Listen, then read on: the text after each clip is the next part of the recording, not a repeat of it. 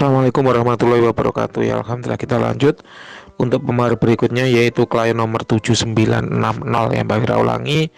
Klien nomor 7960 di sini ada terawangan sebuah benda yang Mbak Wira kurang jelas bendanya apa, tapi tidak masalah ya. Kenapa? Karena dalam terawangan itu tidak penting wujud bendanya seperti apa, itu tidak penting. Yang penting adalah bagaimana kandungan energi pada benda tersebut. Kenapa? Karena benda bertuah. Suatu benda bisa bertuah, suatu benda bisa menghasilkan tuah karena ada energinya. Ya, apakah energi itu berasal dari alam semesta, gitu ya? Jadi benda tersebut memang bertuah dari alam, memang alam yang membuatnya bertuah, alam yang mengisikan energi pada dirinya, gitu kan? Biasanya orang menyebutnya sebagai mustika. Apakah itu mustika kelapa, mustika kul buntat, mustika merah delima, ya, rantai babi, dan seterusnya. Itu mustika, benda yang memang diisi oleh alam ya, dengan energi. Jadi alam yang membuatnya, alam yang mengisinya dengan energi tanpa campur tangan manusia ataupun jin pendamping. Itu yang pertama. Yang kedua, suatu benda bertuah oleh karena energi yang diisikan oleh manusia. Benda-benda seperti ini disebut dengan azimat, disebut dengan pusaka ya. Benda-benda yang memang awalnya tidak berenergi, kemudian oleh manusia diritual dengan suatu ilmu tertentu, dengan tata cara tertentu, sehingga kemudian dari awalnya tidak bertuah menjadi bertuah. Yang ketiga adalah benda bertuah oleh karena adanya energi dari jin pendamping atau disebut dengan khodam. Nah, manusia, seorang praktisi ya, supranatural, harus bisa membedakan apakah energi itu berasal dari alam semesta, berasal dari manusia, apakah berasal dari jin pendamping. Nah, untuk benda yang difotokan oleh klien nomor 7960 ini menurut Mbak Wira tidak mengandung energi. Mbak Wira sudah mengecek apakah itu energi alam, juga tidak ada.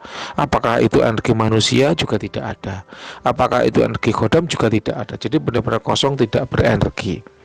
Nah, kalau menurut ilmu yang Mbah Wira miliki, dalam sudut pandang yang Mbah Wira miliki, apabila suatu benda itu tidak mengandung energi, maka dia tidak bertuah, ya. Namun tentu saja itu tidak kaku, ya, tidak harus seperti itu. Kenapa? Karena yang namanya ilmu magic ini luas. Karena yang namanya ilmu supranatural ini luas. Berbeda ilmu yang digunakan, berbeda sudut pandang yang digunakan, maka juga akan berbeda terjemahannya. Misalnya, ketika ada satu gelas kolak kacang hijau, ya. Satu gelas kacang hijau ini ketika Mbah Wira terawang, Mbah Wira rasakan tidak mengandung energi, juga tidak mengandung khodam, maka berarti tidak mengandung tuah. Tapi segelas kacang hijau ini apabila dilihat dengan ilmu gizi, ya, maka dia bertuah, memberikan vitamin E dan zat besi bagi orang yang mengkonsumsinya. Nah, ini bedanya seperti itu. Jadi tidak bisa kaku, ya. Kenapa? Karena beda orang bisa beda terjemahan. Kemudian misalnya lagi ada gambar pemandangan alam ya, yang indah sekali.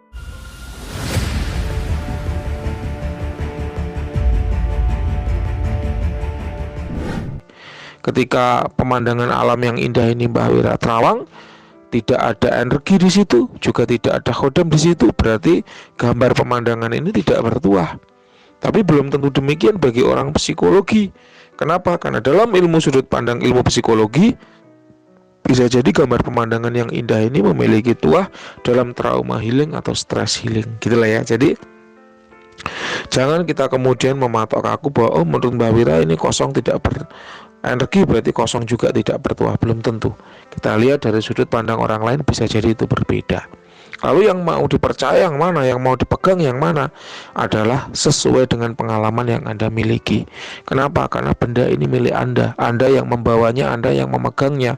Tentunya apabila ada tuah pada benda tersebut, Anda juga yang bisa merasakan. Semacam itu Pak Cik ya. Lalu yang kedua, Mbah Wira mencoba mengecek secara keberadaan khodam, ya, dengan menggunakan metode visual, yaitu satu metode yang digunakan untuk mencari tanda-tanda visual atau tanda-tanda manifestasi atau tanda-tanda keberadaan khodam. Sebetulnya metode yang digunakan sama dengan metode yang Mbah Wira gunakan ketika mengecek tembang liring milik Pak Cik dulu, ya. Cuman bedanya kalau tembang liring dulu itu memang berkhodam dan kuat khodamnya. Kalau benda yang malam ini ya, ini kosong ya. Jadi Mbak Wira tidak menemukan adanya kehadiran khodam pada benda ini. Memang betul-betul kosong, tidak ada khodamnya ya. Nah, yang terakhir, Mbak Wira menggunakan metode yang namanya injeksi energi. Ini digunakan untuk menarik atau untuk memancing, karena siapa tahu ya, siapa tahu khodamnya berada di dimensi yang jauh sehingga sulit untuk dideteksi.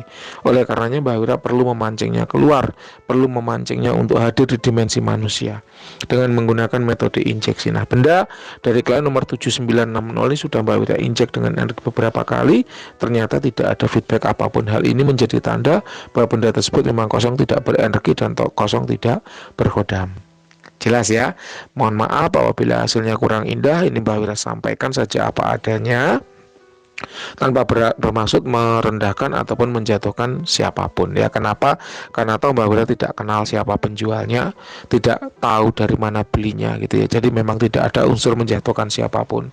Lalu yang kedua, Mbak Wira juga tidak berjualan benda-benda seperti ini ya. Jadi Mbak Wira betul-betul tidak ada unsur persaingan secara bisnis ataupun secara produk dagang, itu tidak ada. Jadi memang benar-benar apa adanya saja. Nah, edukasi yang ingin Mbak Wira sampaikan ya malam ini adalah begini Pak Cik ya. Jadi kalau Mbak Wira, ini kalau pandangan Mbak Wira ya, sekali lagi pandangan orang boleh berbeda. Kalau pandangan Mbak Wira lebih senang menggunakan azimat yang baru dibanding menggunakan pusaka yang lama. Ya, Mbak Wira lebih suka menggunakan azimat yang baru dibanding menggunakan pusaka yang lama. Mustika juga demikian. Mustika tarikan alam, pusaka tarikan alam itu seringkali tidak berkhodam. Bahkan salah satu guru Mbak Wira menyebutkan bahwa 90% benda-benda tarikan alam itu tidak berkhodam. Kenapa? Karena ada unsur tidak jodoh dengan pemiliknya. Jodohnya sama yang narik.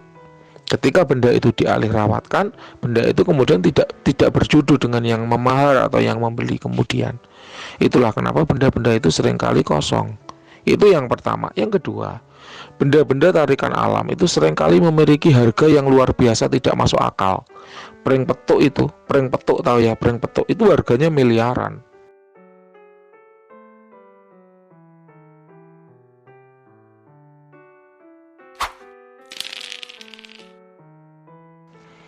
Oleh karenanya orang seringkali kemudian memasukkan ya, di pasar loak, di pasar benda-benda bekas itu banyak sekali replika.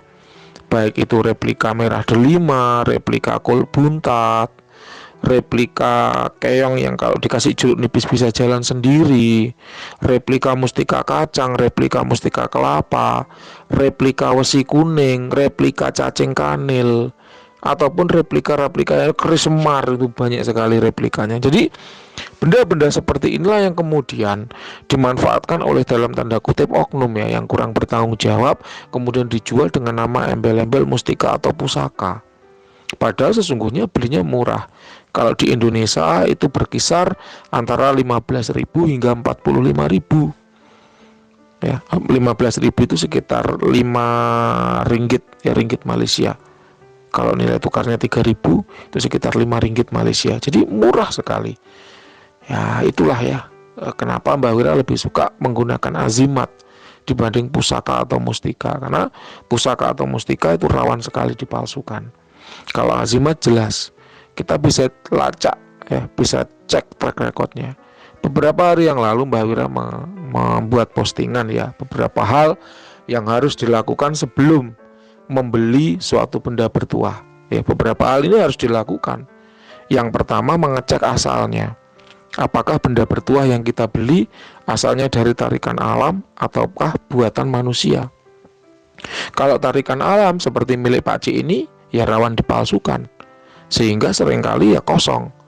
Ataupun tarikan-tarikan alam itu seringkali khodamnya nggak jodoh dengan pemiliknya, sehingga ketika dijual beli, ketika dialih rawatkan, bendanya memang berpindah tangan betul, tapi khodamnya tidak ikut berpindah. Akhirnya apa?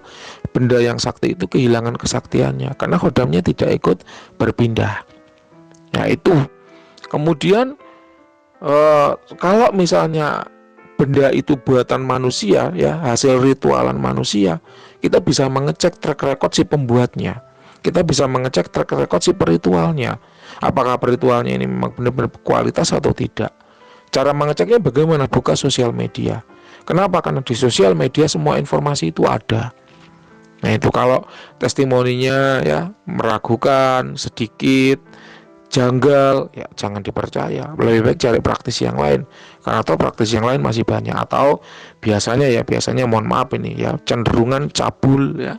Testimoni cabul tuh biasanya praktisinya juga banyak abal-abalnya. Karena kalau praktisi sungguhan biasanya menghindari testimoni cabul ya.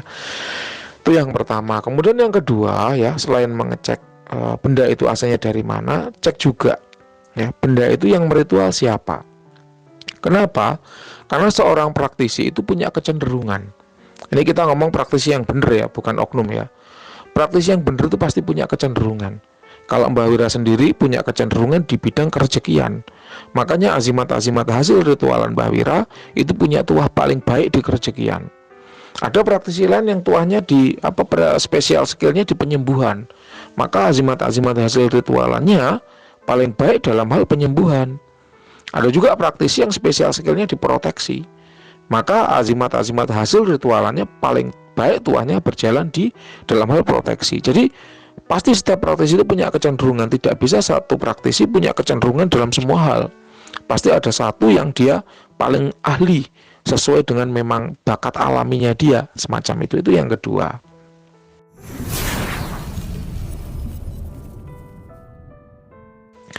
Lalu yang ketiga, cek track record ya, atau cara main, cara berdagang dari praktisi tersebut. Ya kalau Mbak Wira lebih suka mengeceknya di sosial media. Bagaimana jejak ya, rekam jejak di sosial media, Kaskus, website, Facebook, fanpage, Instagram, YouTube. Itu kita bisa mengecek jejak seseorang. Kalau nggak ada jejaknya sama sekali, maka perlu dipertanyakan. Karena seorang praktisi supranatural pasti jejaknya banyak. Ya, dia pasti bermain sosial media sudah lama, sehingga pengalamannya banyak. Kayak gitu. Ya ini perlu kita cek di get kontak misalnya. Kalau nomornya sering ganti-ganti, nah ini juga sesuatu yang patut dipertanyakan. Kenapa? Kok nomornya sering ganti-ganti kan gitu? Ya, kemudian di get kontak dia disimpan dengan nama apa paling banyak? Kalau paling banyak penipu ya jangan dibeli gitu, cari aja praktisi yang lain. Karena praktisi yang lain masih banyak sekali gitu. Jadi kita patut curiga, patut mengecek ya rekam jejak seorang praktisi sebelum kita membeli produk buatannya atau sebelum membeli benda bertuah hasil ritualan praktisi tersebut. Itu ya. Kemudian yang paling penting dari itu semua adalah sesuaikan dengan kebutuhan kita. Ingat, membeli benda bertuah itu sesuai kebutuhan, sesuai masalah yang dihadapi. Contoh, saya bermasalah, saya pedagang, saya punya masalah utama di kerejekian, di pengelarisan. Maka carilah benda-benda bertuah yang tuah utamanya pada kerejekian, jangan pada yang lain. Gitu ya. Membeli itu berdasarkan kebutuhan, bukan berdasarkan keinginan. Kenapa? Karena kalau membeli berdasarkan kebutuhan itu pas atau tepat. Tapi kalau membeli berdasarkan keinginan, maka itu nanti jadinya nafsu. Kalau sudah ditunggangi oleh nafsu, maka tuah sekencang apapun, tuah sebanyak apapun tidak akan terasa. Kenapa? Karena selalu kurang dan kurang. Nah ini, jadi niat awalnya membeli itu apa? Sesuaikan dengan kebutuhan. Kalau jomblo butuh pasangan, berarti kan pengasihan. Maka carilah praktisi-praktisi yang track recordnya bagus di pengasihan atau benda-benda bertuah pengasihan. Gitu lah ya.